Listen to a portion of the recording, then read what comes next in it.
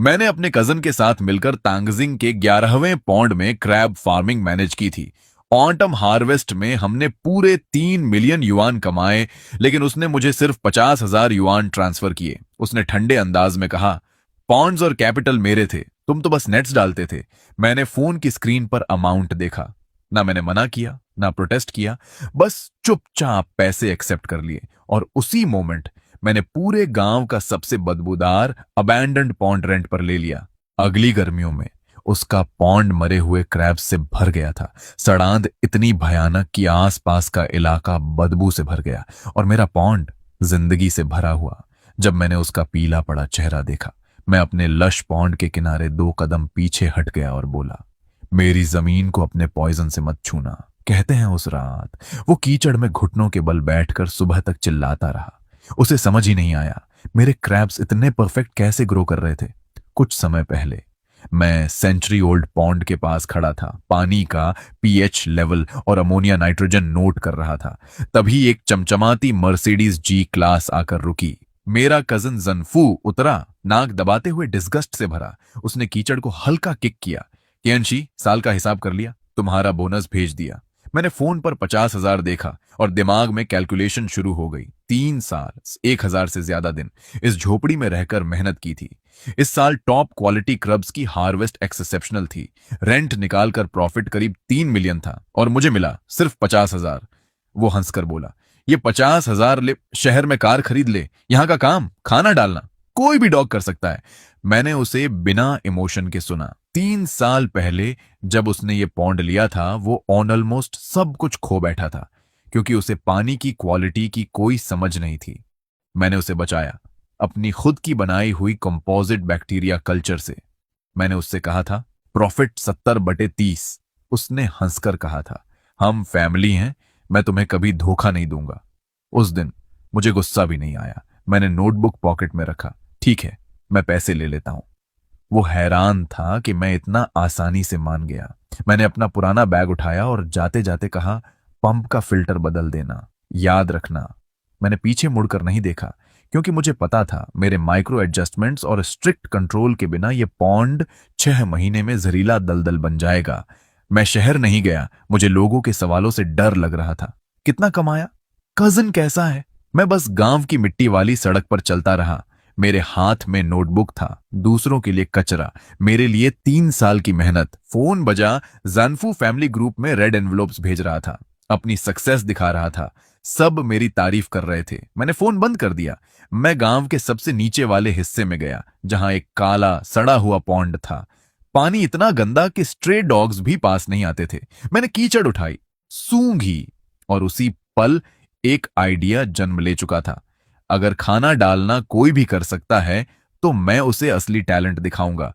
मैं village office गया। Secretary वांग, ये पॉन्ड अवेलेबल है। वो हंस पड़ा, ये तो गार्बेज पिट है, कोई नहीं लेगा। रेंट कितना है? 1,000 युएन पर ईयर, बस नाम के लिए। मैंने तुरंत कहा, 5 साल के लिए कॉन्ट्रैक्ट बनाओ। उसने मुझे पागल समझा, लेकिन मैंने साइन कर दिया। उस रात मैंने अपने ब्लैक कंटेनर्स खोले। उनमें थी मेरी secret weapon, probiotic composite solution. मैंने ग्राम तक प्रिसाइज मेजरमेंट लेकर उसे पूरे पॉन्ड में स्प्रे किया। 1 हफ्ते तक, दिन में छुपा, रात में काम, दिन में मजदूर, रात में मैजिशियन। दूसरे हफ्ते की सुबह चमत्कार हुआ। काली एल्गी गायब होने लगी, बदबू खत्म, फ्रेश मिट्टी और पानी की खुशबू आने लगी। पानी साफ हो गया, सूरज की रोशनी नीचे तक पहुंचने लगी।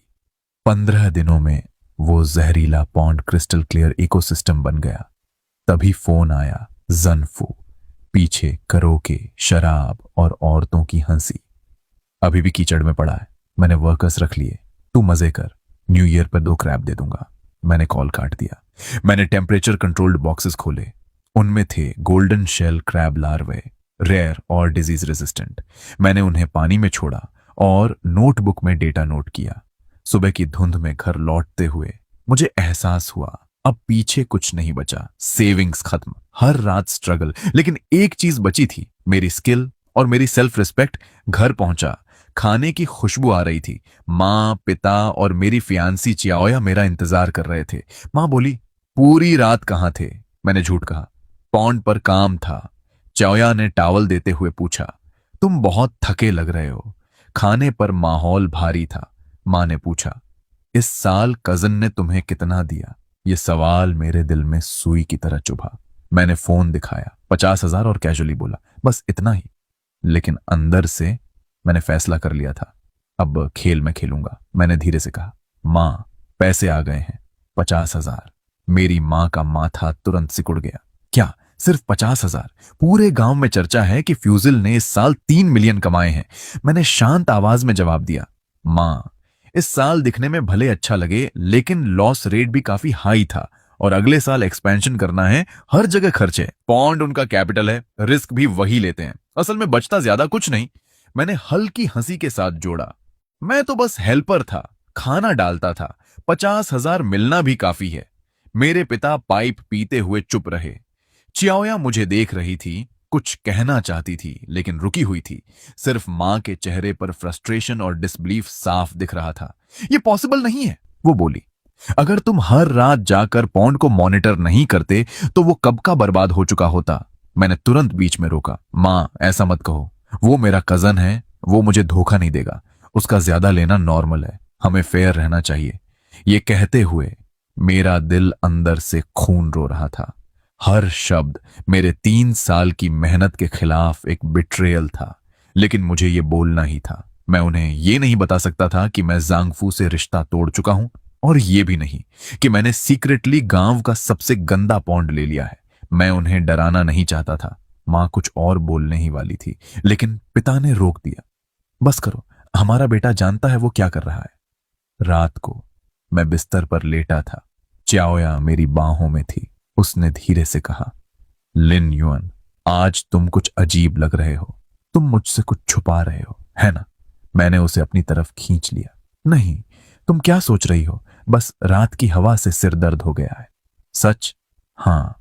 अब सो जाओ, कल मैं तुम्हें शहर घुमाने ले जाऊंगा। वो शांत हो गई, लेकिन मेरी आंखों में नींद नहीं थी। मैं छत को देखता रहा। मेरा दिमाग सिर्फ उस काले पॉन्ड में चल रहे बदलाव के बारे में सोच रहा था। वही मेरी उम्मीद था और वही मेरी एकमात्र एग्जिट। अगले कुछ दिन गांव के सबसे बिजी दिन थे। हर घर न्यू ईयर्स की तैयारी में लगा था, हार्वेस्ट का हिसाब और नए साल के लिए सुअर काटने की तैयारी। मैं भी नॉर्मल बिहेव करता रहा, माँ, पापा और चियाओया के साथ शॉपिंग करता रहा, जैसे कुछ हुआ ही नहीं। लेकिन अंदर से एक चीज मुझे लगातार परेशान कर रही थी, पॉन्ड के पानी की क्वालिटी। तीसरे दिन वाटर लैब का रिपोर्ट आया। फोन पर आवाज आई, सर, गुड न्यूज, आपके वाटर सैंपल के रिजल्ट्स आ गए हैं। अमोनिया, नाइट्रोजन और नाइट्राइट दोनों सेफ लिमिट से नीचे हैं। डिसॉल्व्ड ऑक्सीजन बहुत हाई है और बैक्टीरियल इकोसिस्टम पूरी तरह एस्टेब्लिश हो चुका है। उस समय मैं चाओया के साथ न्यू ईयर कपलेट्स चुन रहा था। यह सुनकर मैं इतना एक्साइटेड हो गया कि दुकान गिराते गिराते बचा। मैं तुरंत एक कोने में जाकर धीरे से बोला, ट्रांसपेरेंसी कैसी है? Excellent. Mud, algae, aquatic plants सब परफेक्टली ग्रो कर रहे हैं। ये एक फर्स्ट क्लास इकोलॉजिकल पॉन्ड के स्टैंडर्ड्स को पूरा करता है। ये रेस्टोरेशन का परफेक्ट केस स्टडी है। आपकी टेक्निक अमेजिंग है। मैंने गहरी सांस ली। Perfect, thank you. कॉल कटते ही मेरे कंधों से जैसे एक भारी बोझ उतर गया। अब ये पॉन्ड सच में मेरा था। अब बस इंतजार था उन गोल्डन शेल क्रैब लार्वे के बड़े होने का। इस दौरान जांगफू ने भी कई बार कॉल किया। पहली बार, 50,000 कैसे खर्च करोगे? पेरेंट्स का घर रेनोवेट कर देना, बाकी शादी के लिए बचा लेना। उसकी आवाज एक एहसान जताने वाले बड़े भाई जैसी थी। मैंने शांत होकर कहा, समझ गया कजन। दूसरा कॉल, और न्यू ईयर से एक दिन पहले, कल दोपहर शहर के सबसे महंगे रेस्टोरेंट में लंच है। मैंने सब अरेंज कर लिया है, फैमिली, बायर्स सब आएंगे। इस साल हमने बड़ा कमाया है, सेलिब्रेट करना बनता है। मैं समझ गया वो बस शो ऑफ करना चाहता है, अपनी सक्सेस दिखाना और मुझे एग्जाम्पल बनाना। मैंने कहा, घर थोड़ा मैसी है, लेकिन उसने काट दिया, बहाने मत बना, कल जल्दी आना, गेस्ट्स को रिसीव करना है। कॉल कट गया। मैं हल्का सा हंसा। ड्रामा खेलना है तो ठीक है, खेलते हैं। न्यू ईयर की दोपहर मैं पेरेंट्स और चाओया के साथ रेस्टोरेंट गया। सबसे बड़ी प्राइवेट हॉल में 5 टेबल्स लगी थीं। अंदर जाते ही मैंने झंगफू को देखा, मेन टेबल पर बड़े बायर्स के साथ हंसते हुए। हमें देखकर उसने कहा, अरे, छोटे भाई की फैमिली आ गई, आओ बैठो। उसकी नजर मेरे पेरेंट्स के साधारण कपड़ों पर घूम रही थी, पूरी एरोगेंस के साथ। वो मेरे पास आया और एक औरत की तरफ इशारा किया। ये तुम्हारी भाभी लिली है। सबकी नजरें मुझ पर थीं। मेरे पेरेंट्स का चेहरा सख्त हो गया। चाओया का हाथ मेरे हाथ को कसकर पकड़ चुका था, लेकिन मैं बस मुस्कुराया। नमस्ते भाभी, मैं झांग। उसके बाद पूरा डिनर एक वन मैन शो बन गया। कभी वो क्रैब सीजन की बात करता, कभी बड़े बायर्स की। फिर उसने ग्लास उठाया। ये मेरा छोटा भाई, 3 साल मेरी फार्म में काम किया, मेहनती है, भले बिजनेस माइंड नहीं है। मैंने इसे 50,000 दिए एंजॉय करने के लिए। बताओ, मैं अच्छा भाई हूं ना? सब हंसने लगे। बहुत अच्छा भाई, इतना बड़ा आदमी, फिर भी हम्बल, छोटे भाई को नहीं भूला। फिर किसी ने कहा, सुना है इसने खुद भी एक पॉन्ड लिया है, वो भी सबसे बेकार वाला। मेरे पिता चुप हो गए। चाओया का हाथ और कस गया। जांगफू हंसा। इतना बड़ा डिसीजन और फैमिली को बताया भी नहीं। 50,000 भी वेस्ट कर दिए। कोई बात नहीं, जब नुकसान हो वापस आ जाना। तुम्हारा बड़ा भाई है ना। मैंने दांत भींच लिए। मेरे पेरेंट्स शर्म से लाल थे। चाओया की आंखें भर चुकी थीं। लेकिन मैं खड़ा हुआ, ग्लास उठाया। भाई, इन 3 सालों में आपने मेरा ख्याल रखा। ये टोस्ट आपके लिए। मैंने एक ही सांस में ड्रिंक खत्म कर दिया। सब चुप हो गए। जांगफू खुश था। उसे लगा मैं झुक गया, लेकिन वो नहीं जानता था ये टोस्ट उसके लिए नहीं था। ये था उस रिश्ते के लिए जिसे उसने खुद खत्म कर दिया। उस मोमेंट के बाद सब खत्म। रेस्टोरेंट से बाहर आते वक्त पापा चुप थे। मां आहें भर रही थी। च्याओया मेरा हाथ कसकर पकड़े थी। घर के पास पहुंचकर मैंने कहा, मां, पापा, आज आपको शर्मिंदगी झेलनी पड़ी, माफ करना। मां बोली, पैसों की चिंता मत कर, जरूरत हो तो हमें बताना। पापा बोले, लोग क्या कहते हैं फर्क नहीं पड़ता, फैमिली साथ है, बस वही काफी है। चाओया ने कहा, तुम जो कर रहे हो मैं हमेशा तुम्हारे साथ हूं। उनकी बातें सुनकर मेरा दिल गर्म हो गया और मेरा रिजॉल्व और मजबूत। मैंने धीरे से कहा, मुझ पर भरोसा रखो, बस थोड़ा वक्त दो। आज जो इज्जत गई है मैं उसे पूरी तरह वापस लेकर आऊंगा। मैं अकेला आंगन में खड़ा रहा। तभी फोन वाइब्रेट हुआ। मेरे पॉन्ड के नीचे लगे अंडर वाटर कैमरा से अलर्ट आया। मैंने ऐप खोली और स्क्रीन पर दिखा क्रिस्टल क्लियर पानी, लहराती एक्वाटिक प्लांट्स और उनमें छिपी हुई नई जिंदगी। पानी के अंदर एक्वाटिक प्लांट्स के बीच golden shell first generation baby crabs, सिक्के जितने छोटे, बेहद एनर्जी के साथ खाना ढूंढ रहे थे। ये सीन देखते ही मेरे अंदर एड्रेनालिन की एक नई लहर दौड़ गई। अगले कुछ महीनों में मैं बिल्कुल पहले जैसा ही बिहेव करता रहा। स्प्रिंग आते ही गांव फिर से एक्टिव हो गया। लोग पूछते, इस साल क्या करने वाले हो? मैं हर बार वही पुराने एक्सक्यूजेस देकर बात टाल देता। कुछ लोग मुझ पर तरस खाते, कुछ मजाक उड़ाते। तुम्हारा कजन भले सख्त है लेकिन पैसा देता है, तुम उस बदबूदार पौंड में क्यों अटके हो? आजकल एक्वाकल्चर आसान नहीं है, किसी स्ट्रांग सपोर्ट के साथ रहना बेहतर है। ये सारी बातें एक कान से अंदर जाती और दूसरे से बाहर।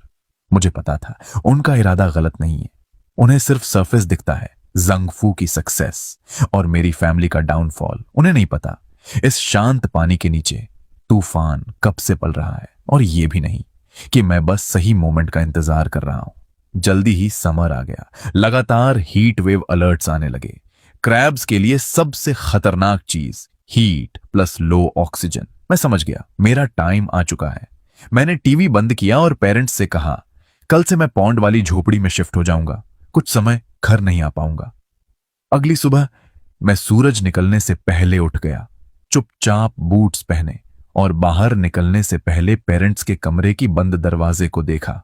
मन ही मन कहा, मां, पापा, एक बार और भरोसा कर लो। इस बार मैं आपको निराश नहीं करूंगा और किसी को हमारी फैमिली को नीचा नहीं दिखाने दूंगा। मैं सीधा पॉन्ड पर गया, नेट उठाया और आज की हीट के बावजूद क्रैब्स बड़े, मजबूत, हेल्थी थे। मैंने हर पैरामीटर चेक किया, प्लांट्स, मड, ऑक्सीजन, सब परफेक्ट। मैंने पंप चालू किया, पानी की सरफेस लहराने लगी और मुझे साफ महसूस हुआ इस पानी के अंदर एक पावरफुल लाइफ फोर्स है। अब मुझे किसी की नजर की परवाह नहीं थी, लेकिन मैंने अपनी सक्सेस किसी को नहीं बताई। शो शुरू होने से पहले सब परफेक्ट होना जरूरी था। मैंने पॉन्ड का पूरा इंस्पेक्शन किया। बस थोड़ी सी फीड डालते ही क्रैब्स फ्रेंजी में आ जाते थे। उनकी एनर्जी जांगफू के क्रैब्स से कई गुना ज्यादा थी। जांगफू हमेशा कहता था उसका पॉन्ड फंगशुई ब्लेस्ड है, लेकिन सच, वो खराब क्वालिटी के डेड फिश डालता था। उसके पॉन्ड की मड टॉक्सिक हो चुकी थी, ब्लैक, स्मेली, और हीट आते ही ग्रीन ऑल्गी सरफेस पर पॉइजन की तरह तैरने लगती। पहले मैं हर रात जाकर एरेटर चलाता, एंटीडोट डालता। इन 3 सालों में मैंने उसे लाखों का नुकसान बचाया था, लेकिन उसके लिए यह सब नॉर्मल था। तभी उसका कॉल आया, कियांगी घर में एसी में मजे कर रहा है, कल सुबह 6 बजे आ जाना। कुछ क्रैब्स मर रहे हैं, उन्हें निकालना है, गांव वालों को पता नहीं चलना चाहिए। उसका टोन जैसे वो किसी सर्वेंट को ऑर्डर दे रहा हो। मैंने फोन कसकर पकड़ा, लेकिन आवाज शांत रखी। ठीक है, समझ गया। शाम को चाओया आई सूप लेकर। वो बोली, आज वेदर बहुत अजीब है, हवा नहीं है, डॉग्स तक परेशान हैं, क्रब्स कैसे सरवाइव करेंगे। मैंने उसे गले लगाया। चिंता मत करो, मेरा इकोसिस्टम स्टेबल है, आज रात कुछ भी हो जाए ये पॉन्ड स्टेबल रहेगा। वो मुझे देखती रही। तुम कुछ छुपा रहे हो ना? मैं मुस्कुराया। कल सुबह तुम्हें एक मिरेकल दिखाऊंगा। मैंने उसे सच नहीं बताया। यह डिजास्टर बहुत बड़ा होने वाला था और मैं उसे इस डर में शामिल नहीं करना चाहता था। रात पूरी काली हो गई। तभी मेरे पिता आए अपने ट्राइसिकल पर, एक पावरफुल पंप लेकर।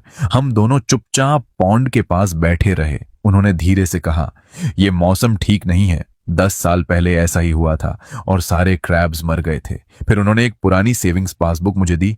इसमें 20,000 युएन है, जरूरत पड़े तो यूज करना। मेरी आंखें भर आईं। पापा, इसकी जरूरत नहीं है, उन्होंने कहा। नेचर अनप्रिडिक्टेबल है, तुम अकेले लड़ रहे हो, यह हमारा सपोर्ट है।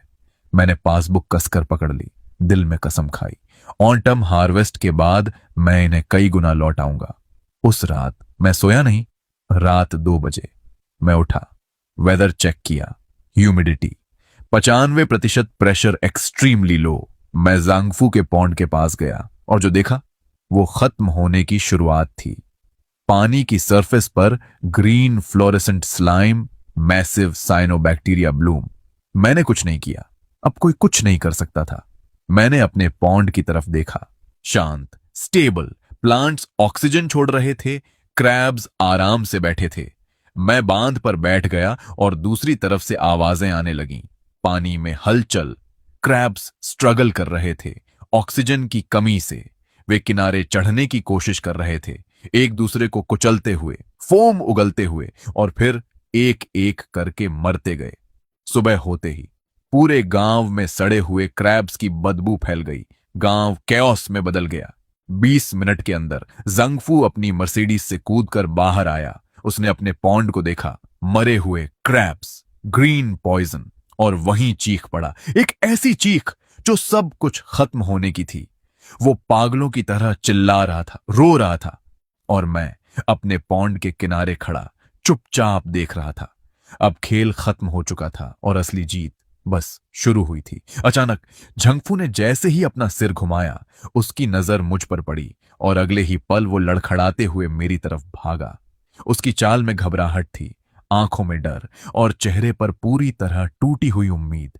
लेकिन जैसे ही वो मेरे करीब आया, उसने मुझे नहीं, मेरे पीछे देखा। मेरे पीछे एक लग्जूरियंट इकोलॉजिकल पॉन्ड फैला हुआ था, क्रिस्टल क्लियर पानी, नीचे तक साफ दिखाई देता हुआ तल, और उसमें धीरे धीरे घूमते हुए golden shell giant river crabs जो पूरी शांति से अपना खाना ढूंढ रहे थे। उसका चेहरा जो पहले गुस्से से भरा था, अब पूरी तरह सफेद पड़ चुका था। होंठ कांप रहे थे। ये वही गंदा पॉन्ड है। मैंने उसे सीधा देखा। मेरी आंखों में कोई इमोशन नहीं था। तुम्हें क्या लगता है? फिर मैंने धीरे से कहा, और तुम्हारे क्रैब्स क्यों मर गए पता है? क्योंकि मैं नेचर को रिस्पेक्ट करता हूं और तुम सिर्फ प्रॉफिट कैलकुलेट करते हो। अचानक जैसे उसका आखिरी सहारा भी टूट गया हो, वो मेरे सामने सीधे घुटनों के बल गिर पड़ा। कीचड़ उसके कपड़ों पर फैल गया। कियांशी, मुझसे गलती हो गई, मैंने तुम्हारे साथ गलत किया, प्लीज मुझे माफ कर दो। उसकी आवाज टूट रही थी। जल्दी अपना वो मिरेकल सॉल्यूशन दे दो, मेरे पॉन्ड को बचा लो। वो लगभग रोते हुए बोला, 1 महीने के लिए नहीं, मैं तुम्हें 20,000 युआन पर मंथ दूंगा, बस मेरा पॉन्ड बचा लो प्लीज। तभी पीछे से भारी आवाज आई। कई refrigerated trucks luxury sea food brand के लोगों के साथ धीरे धीरे आकर मेरे पॉन्ड के किनारे रुक गए। मैंने उसकी तरफ देखना भी जरूरी नहीं समझा। मैंने अपने वाटरप्रूफ बूट्स पहने और सीधे पानी में उतर गया। मैंने नेट डाला और एक क्रैब बाहर निकाला। 350 ग्राम से भी ज्यादा भारी, green back, white belly, top grade premium king crab. किनारे खड़े शंघाई के बड़े रेस्टोरेंट के परचेज डायरेक्टर की आंखें चमक उठीं। ये तो एक्सेप्शनल क्वालिटी है, ऐसे क्रैब्स बहुत रेयर होते हैं। मैंने वो क्रैब उसके हाथ में दिया, फिर धीरे से मुड़कर जंगफू की तरफ देखा। वो अभी भी जमीन पर गिरा हुआ था। मेरी आवाज बिल्कुल ठंडी थी, 2 कदम पीछे हटो। तुम्हारे पॉन्ड के ब्लू एल्गी टॉक्सिन्स मेरे इकोलॉजिकल पार्क को कॉन्टेमिनेट कर सकते हैं, मैंने बिना रुके आगे कहा। और हाँ, मेरे सारे क्रैब्स पहले ही प्री बुक हो चुके हैं। अपने 20,000 युएन बचाकर रखो, पेनल्टी भरने के काम आएंगे। ये कहकर मैंने उसे एक बार भी और नहीं देखा। मैं पूरी तरह अपने काम में लग गया। वर्कर्स को निर्देश देने लगा, सावधानी से उठाओ, डैमेज नहीं होना चाहिए। बास्केट के बाद बास्केट प्रीमियम क्रैब्स ट्रक्स में भरते गए। हर एक crab perfect size, perfect health, perfect value. किनारे खड़ा परचेस डायरेक्टर वेट शीट देखकर मुस्कुरा रहा था। इस फर्स्ट बैच के लिए मैं तुम्हें मार्केट का हाईएस्ट प्राइस दे रहा हूं और अगले साल की पूरी प्रोडक्शन भी रिजर्व करता हूं। मैंने उसका हाथ मजबूती से थामा। डील। उसी मोमेंट 1 मिलियन युएन का एडवांस पेमेंट सीधे मेरे अकाउंट में ट्रांसफर हो गया। मैंने फोन की स्क्रीन देखी, डिजिट्स की लंबी लाइन, और मेरे होंठों पर हल्की मुस्कान आ गई। ये सिर्फ पैसा नहीं था, ये मेरी आजादी थी, मेरी मेहनत का रिजल्ट और मेरी पहचान। दूसरी तरफ जंगफू पूरी तरह कीचड़ में गिर चुका था। वो बस देख रहा था। एक एक करके ट्रक्स मेरे पॉन्ड से निकलते जा रहे थे। तभी उसका फोन बजा, एक के बाद एक कॉल्स। अगर तुम डिलीवरी नहीं कर पाए तो कॉन्ट्रैक्ट के हिसाब से ट्रिपल पेनल्टी देनी पड़ेगी। कॉल कट गया। उसकी आंखों में जो डर था वो अब टूट कर बिखर चुका था। उसने इस साल बड़े कॉन्ट्रैक्ट साइन किए थे क्योंकि उसे लगा था सब कुछ पहले जैसा ही होगा, लेकिन अब उसके पास था टॉक्सिक पानी, डेड क्रैब्स और करोड़ों की पेनल्टीज। सुबह का सूरज उग चुका था, हल्की धुंध के बीच पानी चमक रहा था और पहली बार मैंने महसूस किया मेहनत का असली सुकून। पहले हर दिन डर था, वेदर, ऑक्सीजन, एल्गी, हर रात एक गैम्बल, लेकिन अब अपने खुद के पॉन्ड के किनारे खड़ा, परफेक्ट इकोसिस्टम के साथ, मैंने पहली बार रिजल्ट को एंजॉय किया। मैंने अपने हाथों की मिट्टी झाड़ी और मन ही मन सोचा, अब इस पार्क को और बड़ा बनाऊंगा और इस इंडस्ट्री में अपना नाम बनाऊंगा। मैं शहर में अपना घर खरीदूंगा और अपने पेरेंट्स के लिए नया जीवन बनाऊंगा। ये सब पहले सिर्फ सपना था, अब हकीकत। मैं घर लौटा, इस बार थका हुआ नहीं बल्कि हल्का महसूस करते हुए। मैंने गर्म पानी से नहाया, टेबल पर बैठा और फैमिली के साथ खाना खाया। फिर मैंने फोन उठाया और अपना बैंक बैलेंस दिखाया। मां की आंखों से आंसू निकल पड़े, पिता के हाथ कांप रहे थे। हमारा बेटा सफल हो गया।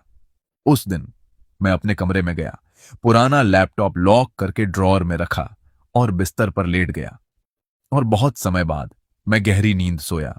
दूसरी तरफ जंगफू की दुनिया खत्म हो रही थी। Clients, dates, penalties. उसकी फियांसे लिली बैग्स लेकर चली गई। मैं तुम्हारे साथ बर्बादी में नहीं रह सकती। वो उसे रोक नहीं पाया। वो जमीन पर गिर गया और वहीं समझ गया, सब खत्म। 3 दिन बाद मेरी पहली फुल हार्वेस्ट 2 मिलियन युएन। लेकिन मैंने लग्जरी नहीं चुना। मैंने चाओया के साथ 140 वर्ग मीटर का अपार्टमेंट कैश में खरीदा। जब मैं गांव लौटा, सब कुछ बदल चुका था। जो लोग मुझे हंसते थे अब मुझे भाई बुलाते थे। और जंगफू, उसका घर बिक रहा था, कार गिरवी थी, क्रेडिटर्स दरवाजा तोड़ रहे थे। हाँ, उसका पॉन्ड जो उसका सपना था अब एक बोझ बन चुका था। वही एक दिन मैं अपने पॉन्ड के पास काम कर रहा था। दीवार के उस पार वो एक डीलर से लड़ रहा था। तुम्हारा पॉन्ड पूरी तरह सड़ चुका है, मैक्स 20,000 युआन दूंगा। झांगफू चिल्लाया, सिर्फ एरेट्रस ही इससे ज्यादा के हैं। लेकिन अब कोई उसकी सुनने वाला नहीं था और मैं अपने साफ शांत पानी के सामने खड़ा, बस एक बात महसूस कर रहा था, इस बार मैंने सिर्फ पैसा नहीं कमाया, मैंने अपनी इज्जत, अपनी पहचान और अपना भविष्य जीत लिया। ये कीमत है, लेनी है तो लो, नहीं तो छोड़ दो।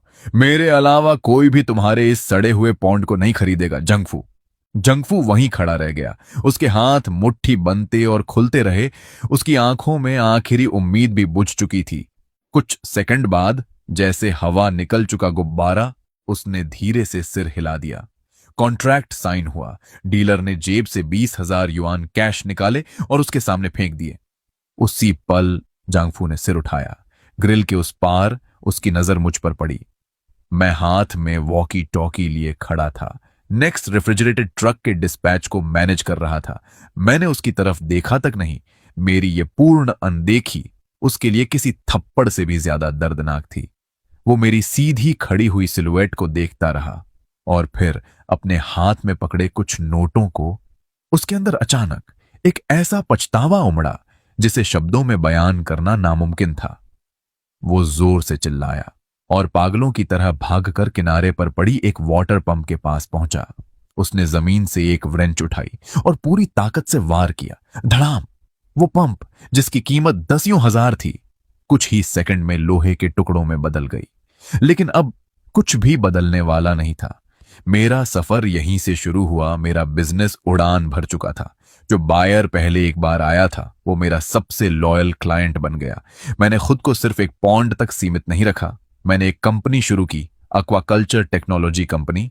मैंने गांव के नीचे के इलाके में सैकड़ों हेक्टेयर वाटर बॉडीज लीज पर लिए और एक कोऑपरेटिव सिस्टम बनाया। मैंने गांव के मेहनती और ईमानदार लोगों को साथ लिया और उन्हें पर्सनली ट्रेनिंग दी, मॉडर्न एक्वाकल्चर टेक्निक्स। मैंने उन्हें इंडस्ट्री का सबसे हाई बेस सैलरी दिया और साथ में ईयरली बोनस भी। धीरे धीरे गांव में एक बात फैल गई, भाई कैंग के साथ काम करो तो फ्यूचर सिक्योर है। अतीत वापस आया, लेकिन देर हो चुकी थी। एक दिन मैं अपने ऑफिस में रिपोर्ट्स देख रहा था, तभी एक तेज परफ्यूम की खुशबू हवा में फैली। मैंने सिर उठाया। लिली, वो मुस्कुराते हुए मेरे पास आई। कियांगी, बॉस, मुझे हमेशा से पता था कि आप बहुत बड़े आदमी बनोगे। उसने फ्लर्ट करते हुए आंख मारी और अपना हाथ मेरे डेस्क पर रखने की कोशिश की, लेकिन मैंने उसकी तरफ देखा तक नहीं। मैंने बस एक शब्द कहा, दफा हो जाओ। उसकी मुस्कान वहीं जम गई। सिक्योरिटी ने उसे बाहर निकाल दिया। वो ऊंची हील्स में लड़खड़ाते हुए भाग गई। मैंने मन ही मन सोचा, अब मैं किसी गंदगी को अपने संसार के पास नहीं आने दूंगा। नई जिंदगी की शुरुआत ऑटम आया और मेरी और चाओया की शादी तय समय पर हुई। मैंने शहर का सबसे अच्छा होटल बुक किया। कार प्रोसेशन पूरे गांव से होकर सिटी तक गया। सब कुछ ग्रैंड था।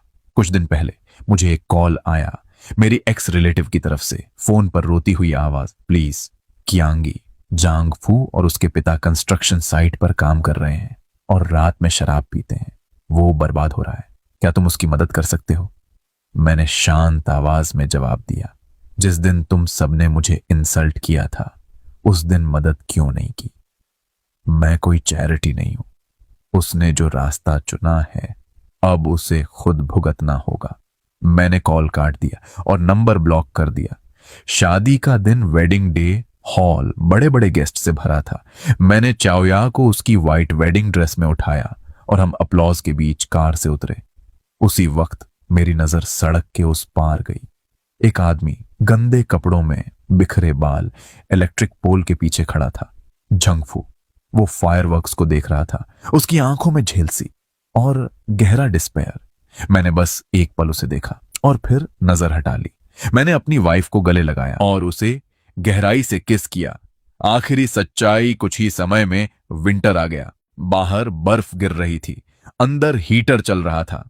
चाओया का पेट अब गोल हो चुका था। वो मेरे कंधे पर सिर रखे बैठी थी। पास में मेरे पेरेंट्स हंसते हुए हमारे फ्यूचर बच्चे का नाम सोच रहे थे। टीवी पर न्यूज चल रही थी, हाल ही में पुलिस ने इलीगल गैम्बलिंग रैकेट पकड़ा है। स्क्रीन बदली, हैंडकफ्ड क्रिमिनल्स दिखाए गए। एक चेहरा मेरी नजरों में अटक गया, जंगफू, और भी ज्यादा टूटा हुआ, आंखों के नीचे काले घेरे, जैसे जिंदा लाश। न्यूज में बताया गया वो भारी कर्ज में डूब गया था और फिर फ्रॉड और इलीगल गैम्बलिंग में शामिल हो गया। अब वो शायद जिंदगी भर जेल में रहेगा। मैंने उसे देखा, लेकिन मुझे कोई खुशी नहीं हुई, सिर्फ शांति, क्योंकि जो खुद कीचड़ में डूबना चुनता है उसे कोई नहीं बचा सकता। मैंने टीवी बंद किया और एक लाइट एंटरटेनमेंट शो लगा दिया। घर में फिर से हंसी गूंजने लगी। मैंने धीरे से अपना हाथ चाओया के पेट पर रखा। अंदर बेबी की हलचल महसूस हुई, जैसे एक नया इकोसिस्टम जन्म ले रहा हो, जीवन से भरा हुआ, एनर्जी से भरा हुआ। मैंने मजबूती से अपनी जिंदगी की स्टीयरिंग पकड़ ली, क्योंकि अब मेरे सामने रास्ता पूरी तरह खुला था।